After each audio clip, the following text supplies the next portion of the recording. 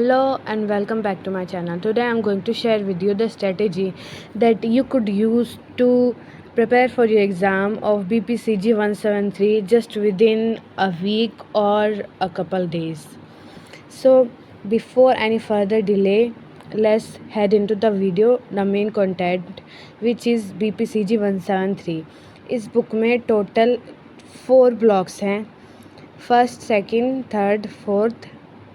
जो बीच के 2 ब्लॉक्स हैं, model of introduction to stress और स्ट्रेस मैनेजमेंट, ये 2 के 2 वो ब्लॉक है जो आपने BPCS 186 में कर लिए थे पहले. आपका एग्ज़ाम जो हुआ था BPCS 186 का, BPCS 186, उसमें ये दोनों टॉपिक अच्छे से थे और वो एग्ज़ाम आपका 50 नंबर था. क्योंकि ये वाला एग्ज़ाम आपका 100 मार्क्स का होने वाला है, तो इसमें जो ये 2 ब्लॉक हैं ये भी आएंगे और अलग से इस बुक के 2 ब्लॉक और आएंगे, एक फ़र्स्ट ब्लॉक और एक सेकंड ब्लॉक. अगर आपने BPCS के एग्ज़ाम में अच्छे से पढ़ा था इंट्रोडक्शन टू स्ट्रेस और स्ट्रेस मैनेजमेंट, तब आपको इन दोनों को सिर्फ़ और सिर्फ रिवाइज़ करने की ज़रूरत है. इनको पढ़ने की बहुत डिटेल में ज़रूरत नहीं है, बस आपको रिवाइज़ करना है. और you have got to make sure that each and every concept of these 2 blocks you still remember, because then only you would be able to write in your exam with no limit. I mean, you would be able to express your thoughts and everything about the concept in detail. Now, अब क्योंकि इस book के जो 2 block है, एक first block और एक fourth block, वो नए हैं, उनको आपको पढ़ना पड़ेगा. सबसे पहले अगर मैं आपको क्वेश्चन पेपर दिखाऊं, एक सेकेंड. ये क्वेश्चन पेपर सबसे पहले 100 मार्क्स का आएगा. 100 मार्क्स का आएगा. उसमें लास्ट ईयर का जो ये क्वेश्चन पेपर था 2022 का, ये वो वाला क्वेश्चन पेपर है. इसमें से 2 सेक्शन आएंगे, एक सेक्शन ए और एक होगा सेक्शन बी. सेक्शन ए और बी दोनों में 4-4 क्वेश्चन होंगे. दोनों सेक्शन में से आपको you have got to attempt at least 2 question from both sections, and overall you have to attempt 5 question, but you have got to make sure that you attempt at least 2 question of both the section. You can't just attempt 4 question of one block only. तो ये आपको इस बात का आपको ध्यान रखना है सबसे पहला. अब अगर हम क्वेश्चन की तरफ देखें, तो सबसे पहला जो क्वेश्चन है वो ब्लॉक फर्स्ट में से ही है, कॉन्सेप्ट ऑफ हेल्थ और हेल्थ इलनेस कॉन्टिनम, जो मैंने अपनी वीडियोस में अच्छे से समझा रखा है. मैं ये नहीं कह रही कि आप मेरी ही वीडियो देखो. You can watch any video that you prefer and you can understand easily. You don't just have to watch only my video. वैसे मैंने ये दोनों कॉन्सेप्ट बहुत अच्छे से डिटेल में समझा रखे हैं, क्योंकि कई यूट्यूबर ये तो समझा देते हैं, वो लाइन बाय लाइन समझा देते हैं, लेकिन किसी टर्म का मीनिंग अच्छे से नहीं समझाते. जैसे इस क्वेश्चन में explain the social, bio psycho social and holistic model. इसमें बायो साइको सोशल का मतलब क्या है ये तो आपको पता होना ही चाहिए. अगर आपको नहीं पता तो मैं बता देती हूँ. इसका मतलब है कि बायो साइको सोशल मॉडल का मतलब है कि ऐसा मॉडल हेल्थ का जो बायोलॉजिकल, साइकोलॉजिकल और सोशल सारे एस्पेक्ट को हमारी हेल्थ के प्रेजेंट करें. तो मैंने अपनी हर वीडियो में एकदम डिटेल में हर वर्ड के मीनिंग के साथ समझा रखा है. जैसे बायो साइको सोशल, हॉलिस्टिक और सोशल, ये सब अच्छे से समझा रखा है. मेरी वीडियो को देख सकते हैं, मैं कमेंट बॉक्स में मेंशन कर दूँगी. अब सेक्शन ए का फर्स्ट और सेकंड क्वेश्चन ये रहा. थर्ड और फोर्थ क्वेश्चन ये रहा. थर्ड क्वेश्चन में आपको, क्योंकि ये जो क्वेश्चन पेपर है इसमें आपको पूरी बुक में से क्वेश्चन दिए जाएंगे, तो ज़रूरी नहीं है कि आपको ब्लॉक फर्स्ट और फोर्थ में से ही आए. आपने जो BPCS 186 की बुक में पढ़ लिया था, जो इस बुक की ब्लॉक 3 और सेकंड में है, वो क्वेश्चन घुमा फिरा के आएंगे 10-10 नंबर के स्प्लिट करके. जैसे मेजरमेंट ऑफ स्ट्रेस BPCS 186 की बुक का था, जो इस बुक में भी है.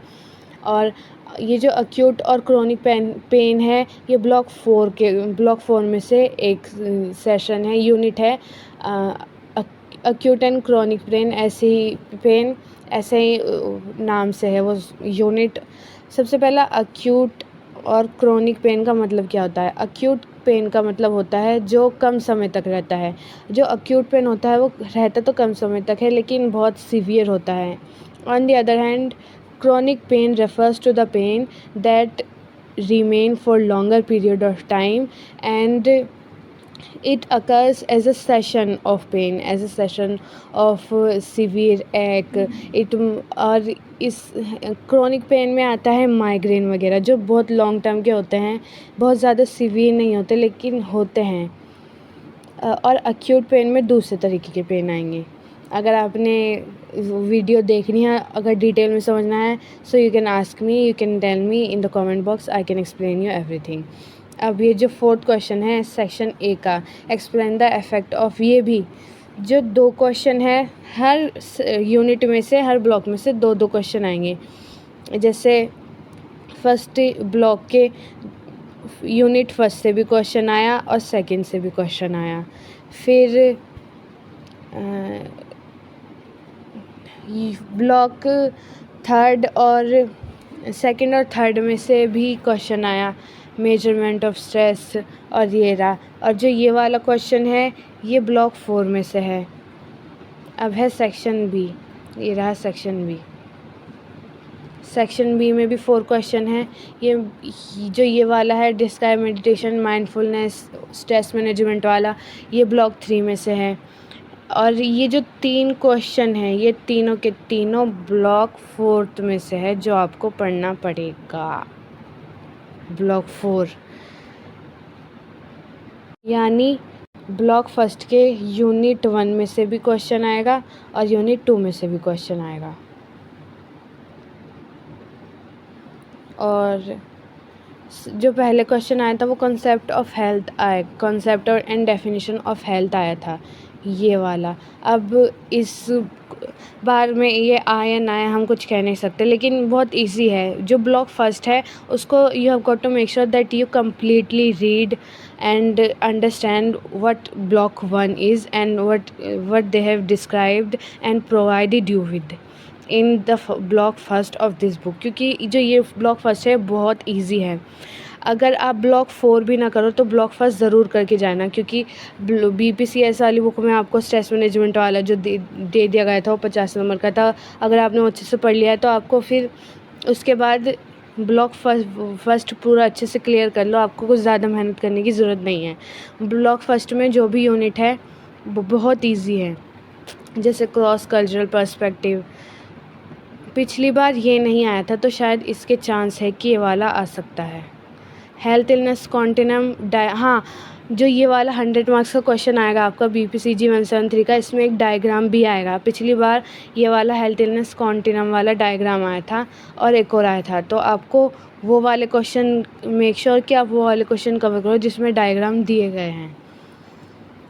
हेल्थ इलनेस कॉन्टिनम शायद इस बार आ सकता है 10 मार्क्स में आ सकता है, इसलिए मैं कह रही हूँ ब्लॉक फर्स्ट को अच्छे से क्लियर करना। और मैंने अपनी वीडियो में एक टर्म के साथ अच्छे से समझा रखा है सब कुछ। Medical model of illness, holistic model of illness और biopsycho social model of illness पिछली बार पूछ लिया गया था। इस बार कंसेप्ट ऑफ वेलबींग आ सकता है, जो मैंने अपनी वीडियो में बहुत अच्छे से समझा रखा है। अब हम बात करते हैं ब्लॉक 2 की। ब्लॉक 2 जिसमें इंट्रोडक्शन टू स्ट्रेस, जो आपने अच्छे से पढ़ रखा होगा।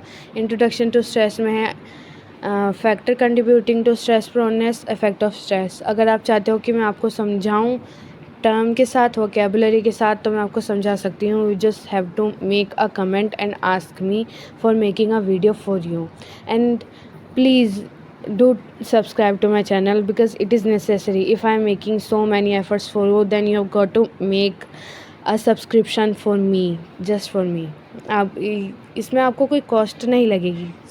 अगर आप मेरे चैनल को सब्सक्राइब करोगे वो बिल्कुल फ्री है। कंसेप्ट ऑफ स्ट्रेस ये आपने पढ़ रखा होगा पिछली वाली बुक में, BPCS 186 की।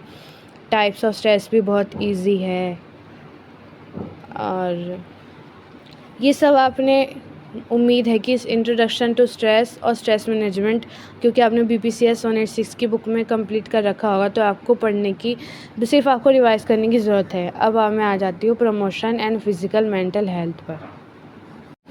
मैं ये नहीं कह रही हूँ कि अगर आपने BPCS 186 वाली बुक अच्छे से कर रखी है, आपको इंट्रोडक्शन टू स्ट्रेस वगैरह सब पता है, तो आपको ब्लॉक 4 में कुछ भी पढ़ने की ज़रूरत नहीं है। ब्लॉक 4 में 4 यूनिट हैं, तो आपको you have got to make sure that you at least you read at least one unit, you have got to clear at least one unit of block 4, because if you don't study anything, if you don't read anything, what if they ask you question from the same block and what nothing comes up in your mind?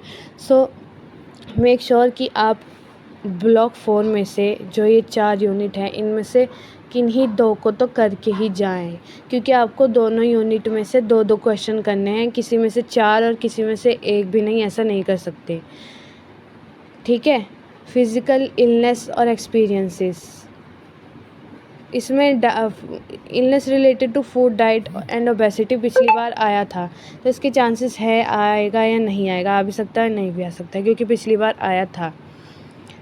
लेकिन ये है बहुत easy, illness related to food, diet and obesity, यानी खाने पीने से जुड़ी, और जो हम डाइट फॉलो नहीं करते और हम मोटे हो जाते हैं, हम हमारे खान पान से जो भी हमें इलनेस होती है उसके बारे में पूछा गया है इसमें।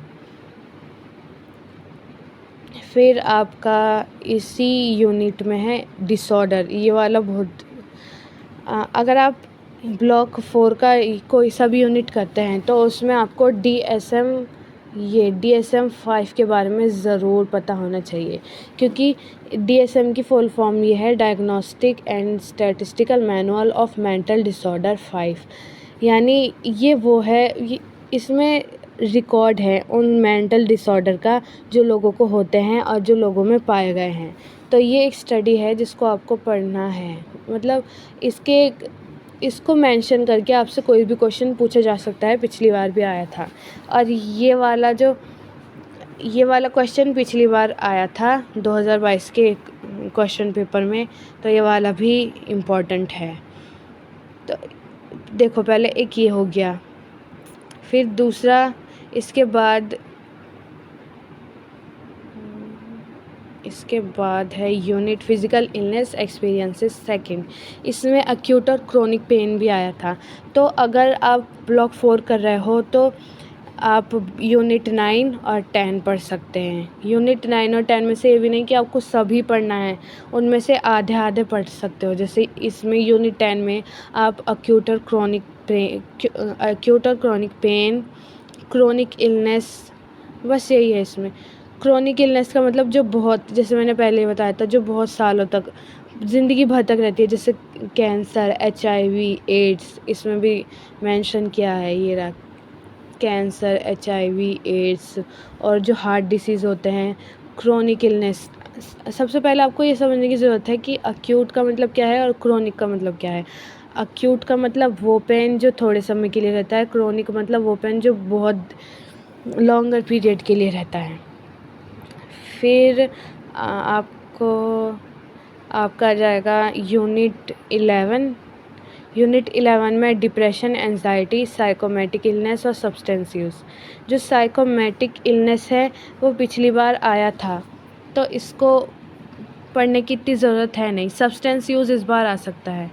सब्सटेंस का मतलब वो सब नशीली, सब्सटेंस का मतलब होता है कोई पदार्थ, जैसे इसमें substance use refers to alcohol, drugs and also to the detrimental repercussion that substance use leads to, यानी शराब और ड्रग्स वगैरह इन सब को पीने से जो हमारी हेल्थ पे जो इफ़ेक्ट पड़ता है उसके बारे में है सब्सटेंस यूज़ वाला। वो भी बहुत इजी है। डिप्रेशन, एंजाइटी, एक डिप्रेशन है और एक एंजाइटी है, इन दोनों में से एक कर लीजिएगा, लेकिन सब्सटेंस यूज़ ज़रूर करके जाना, क्योंकि इस बार इसके चांस है कि ये आ सके। फिर है आपका यूनिट 12 प्रिवेंशन मैनेजमेंट। सबसे ज़्यादा इम्पॉर्टेंट जो यूनिट है वो है यूनिट 12। अगर आप यूनिट ब्लॉक 4 का यूनिट 1 और 2, 3 नहीं कर रहे हैं, यानी यूनिट 9 और 10 और 11 नहीं कर रहे, तो यूनिट 12 ज़रूर करके जाइएगा, क्योंकि इसमें जो भी क्वेश्चन हैं, इसमें जो भी टॉपिक है, वो first of all they are related to our day to day life. Those pain and those severe virtues and anything that is mentioned in this unit is something that we are already familiar with. So this is it might cover your question paper in the next in this exam of BPCG 173 and also not. But मैं तो कहूँगी, suggest करूँगी कि आप इसको ज़रूर पढ़ के जाना. इस वाले यूनिट 12 में है cultivating human strength and virtues. फिर उसके बाद है होप एंड ऑप्टिमिज़म, जो पिछली बार भी आया था. फिर है गेनफुल एम्प्लॉयमेंट इस बार आ सकता है, क्योंकि होप थ्योरी पहले आ गया था. वर्क लाइफ बैलेंस, योगा और मेडिटेशन भी आ सकता है. योगा मेडिटेशन आ सकता है इसमें से. मतलब ये वाला अगर आप ब्लॉक 4 के यूनिट 11, 9, 10 और 11 नहीं कर रहे, तो 12 पूरा का पूरा करके चले जाना. इसमें से आपके बहुत अच्छे मार्क्स मिल सकते हैं. Thanks for watching the video. Consider subscribing to my channel and make a like and a comment and anything that you prefer doing.